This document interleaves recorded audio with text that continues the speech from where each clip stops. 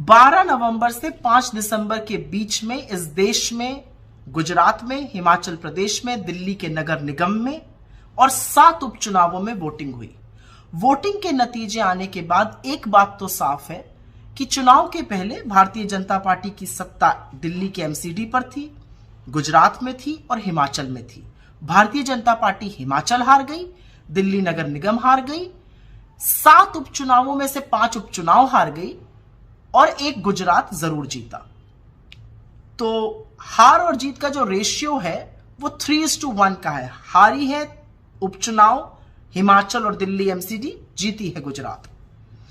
गुजरात की प्रचंड जीत है, बिल्कुल प्रचंड जीत है, उसकी बधाई देते हैं।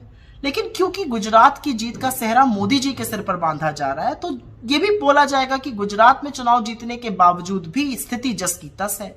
40 लाख लोग बेरोजगार हैं, 1.5 लाख परिवार गरीबी की सीमा रेखा के नीचे हैं, 22 पेपर लीक हुए हैं, 150 लोगों की मौत का कारण क्या था मोरबी में, कौन गुनहगार है, ये किसी को पता ही नहीं है। महंगाई से लोग जूझ रहे हैं, बेरोजगारी से लोग जूझ रहे हैं, वो स्थिति जस की तस बनी हुई है। पर क्योंकि सेहरा मोदी जी को बांधा जा रहा है, ये सवाल पूछे जाएंगे।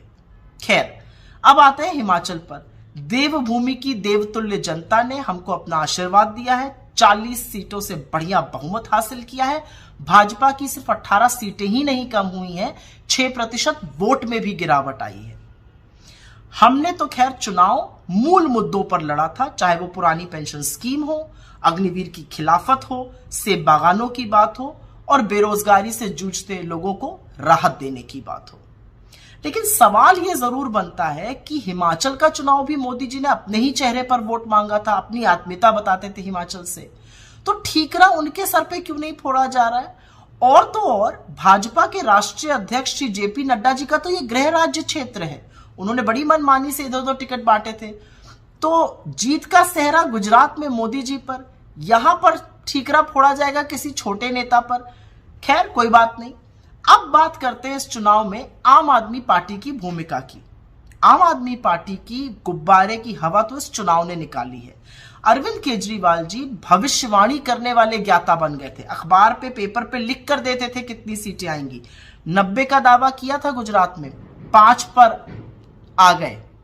और तो और बात करते थे हिमाचल में सरकार बनाने की, 0 वोट शेयर और 0 सीटें आई हैं।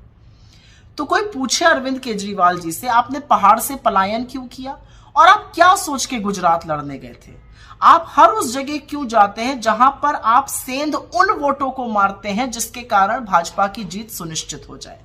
खैर, ये उनका अपना मसला है और उनको अंततोगत्वा इस देश को बताना पड़ेगा कि उनकी विचारधारा क्या है। वो क्यों बलात्कारियों की रिहाई पर चुप हो जाते हैं, वो क्यों ड्रग्स पे चुप रहते हैं, वो क्यों दंगों पर चुप रहते हैं, वो क्यों बुलडोजर चलने पर चुप रहते हैं, लोग पूछना चाहते हैं अब। और दिल्ली की जनता ने आपको एक बहुत बड़ा सबक सिखाया। ऐसे वैसे नहीं जिताया दिल्ली की जनता ने, दिल्ली की जनता ने आपको इसलिए जिताया है क्योंकि आप एक क्षेत्रीय दल है।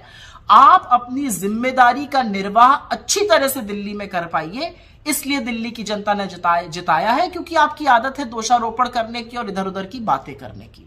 खैर, जो उपचुनाव हुए उसमें से 2 को छोड़कर 5 उपचुनाव भारतीय जनता पार्टी हार गई। राजस्थान में, छत्तीसगढ़ में, उड़ीसा में, उत्तर प्रदेश में।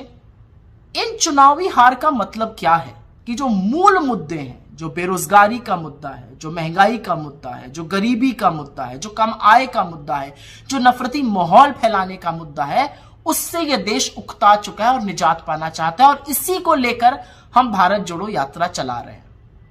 तो मुझे तो उपचुनावों के परिणाम में बहुत शुभ संकेत नजर आता है। अगर आप वाकई में देखिए तो गुजरात के बाहर इस देश ने भारतीय जनता पार्टी को नकार दिया है और इसी के कारण भारतीय जनता पार्टी के मुख्यालय पर जो बढ़िया जश्न मनाया जा रहा है वो एक्चुअली भ्रमजाल फैलाने का काम है। क्योंकि हारे तो आप हिमाचल में हैं, हारे तो आप दिल्ली के एमसीडी में हैं, हारे तो आप 5-5 उपचुनाव हैं, तो जश्न मन किस चीज कर रहा है? खैर, ये उनका मतलब है, ये उनकी बात है, वो जैसा चाहे करे। हम तो जिस जनता ने हमें हिमाचल में जिताया उसका अभिवादन करते हैं और गुजरात की जनता को ये विश्वास दिलाते हैं कि एक नई परिकल्पना से, एक नई सोच से, एक नए तरीके से आपसे फिर से जुड़ेंगे। आपका विश्वास जब तक हासिल ना कर लें दोगुनी मेहनत करेंगे और आपका विश्वास हासिल करके ही रहेंगे। बहुत बहुत धन्यवाद।